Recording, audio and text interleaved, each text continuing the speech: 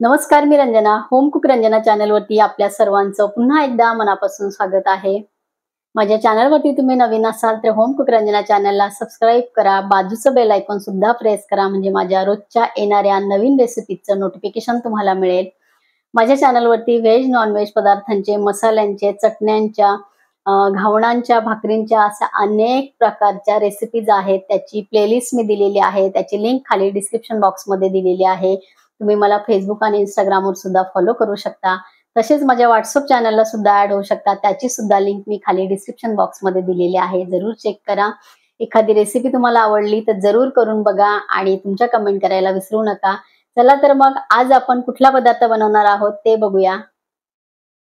तुम्ही कधी मक्याचे दाणे वाफेवरती चटपटीत बनवून खाल्लेत का? नसतील खाल्ले तर आजची रेसिपी तुमच्यासाठी आहे. इथे मी 2 मिडियम साईजचे मके सोलून घेतलेले आहे. मक्याचे कणीस सोलून घेतलेले आहेत. कोवळे दाणे हे आहेत. तर हे सोललेले दाणे स्वच्छ यातले असे जे धागे असतात तर हे सगळे साफ करून आणि हे दाणे इथे तयार मी केलेले आहेत. आता इथे घ्यायचं आहे स्टीमरचं भांड. या स्टीमरच्या भांड्यामध्ये आपल्याला हे दाणे टाकायचे आहेत. गॅसवरती मी स्टीमरचं भांड ठेवलेलं आहे आणि 1 ग्लासभर पाणी आपण याच्यामध्ये टाकायचं आहे. पाणी हे छान आपल्याला उकळवून घ्यायचं आहे. पाण्याला उकळी इथे येऊ द्यायची आहे. 1 चिमटीवर फक्त मी घेतलेलं आहे मीठ.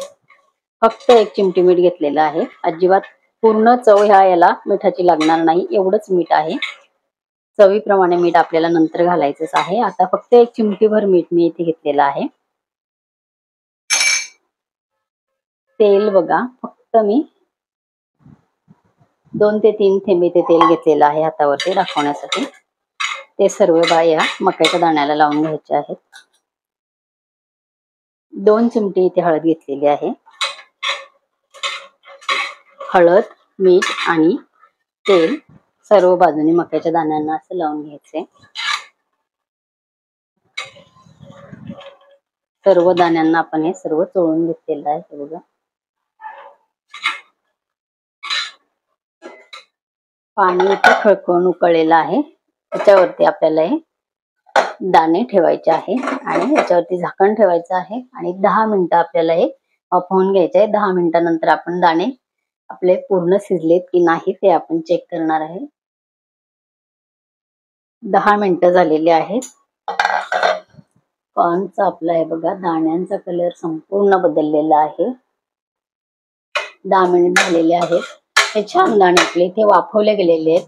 याच्यापेक्षा जास्त जर तुमचे मक्याचे दाणे असतील तर तुम्हाला 5-10 मिनिटं जास्त लागू शकतात. तर 10 मिनिटात आपले 2 मक्याचे दाणे हे छान इथे वाफवले जातात. मक्याचे दाणे आपले वाफवून झालेले आहेत. इथे गॅस मी बंद केलेला आहे. आपल्याला ह्याला आता कुठले चटपटीत मसाले लावायचे ते बघूया. स्टीमर पूर्ण गार झाल्यानंतर आपण हे दाणे काढणार आहोत. तोपर्यंत राहिलेला अजून हे छान या वाफेवरती हे दाणे होतात. 10 मिनिटात हे छान तयार झालेले आहेत. पण अजून आपले स्टीमर जोपर्यंत थंड होत नाही तोपर्यंत हे दाणे यातच ठेवायचे आहे. वरून झाकण आपण तसंच ठेवलेलं आहे. गार झाल्यानंतर आपण हे दाणे बाहेर काढू. दाणे गार झालेले आहेत. एका भांड्यामध्ये आपण हे काढून घेऊ.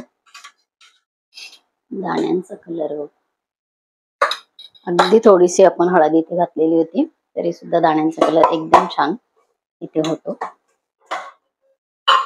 इथे आपल्याला तर काही मसाले ऍड करायचे आहे आणि मिठाचं प्रमाण आपण खूप कमी घातलेलं होतं. तर आता इथे आपल्याला चवीपुरतं मीठ इथे वापरायचं आहे.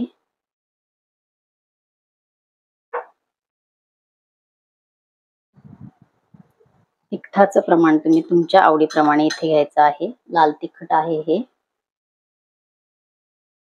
2 चिमटे मी इथे घेतलेलं आहे. जास्त तिखट आहे ते. लिंबू इथे अर्धा टीस्पून मी घेणार आहे.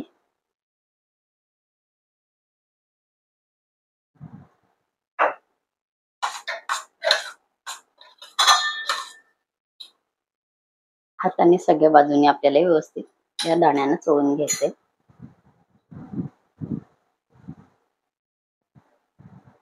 इथे आपले दाणे छान तयार झालेले आहेत. हे स्वीट कॉर्न अशा पद्धतीने नक्की करून बघा. तुम्हाला खरंच खूप आवडतील. ह्याची चव एवढी जबरदस्त लागते. हेल्दी हे दाणे आहेत. नक्की या पद्धतीने करून बघा.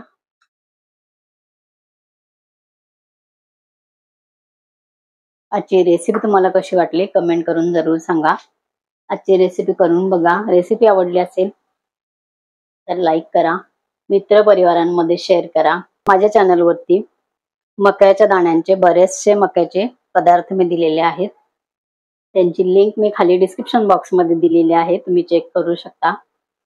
हेल्दी आहे, सिजनेबल आता ही मका येते, तर ह्या पद्धतीचे आपण हे पदार्थ करून खाल्ले तर अतिशय छान हे पदार्थ तयार होतात. नक्की करून बघा.